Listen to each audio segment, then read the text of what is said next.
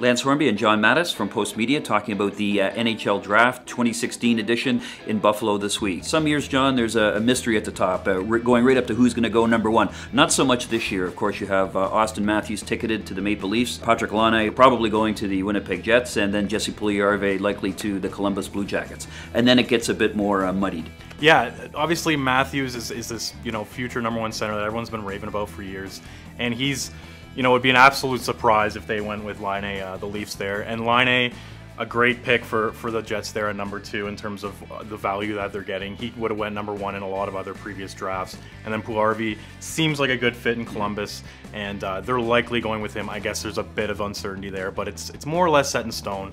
And then the real fun starts happening at the #4 pick. The Oilers have that.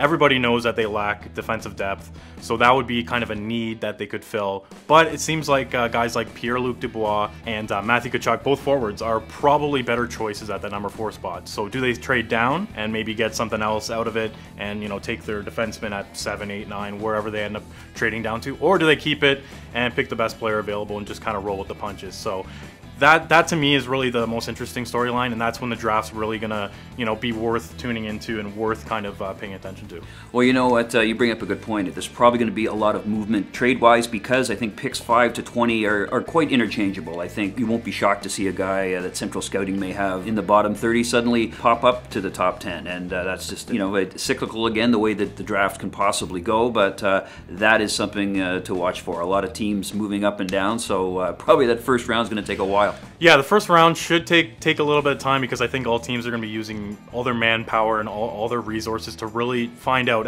are we making the right decision here? And after that, though, after the first round, it's going to be kind of a toss-up because it's not a super deep draft. It's fairly average when you look at it as a kind of big picture, 200 picks. Draft and the type of talent that's coming out of it. The big three obviously are guys to get excited about and cornerstone guys. So it's a top-heavy draft, so there's lots to be excited about there, but it kind of tails off towards the end. Well, we could spend all day breaking this draft down, but as usual with young junior players, it will probably take 4 or 5 years for these guys to develop and find out who really won the 2016 NHL Draft. Lance Hornby and John Mattis for Post Media.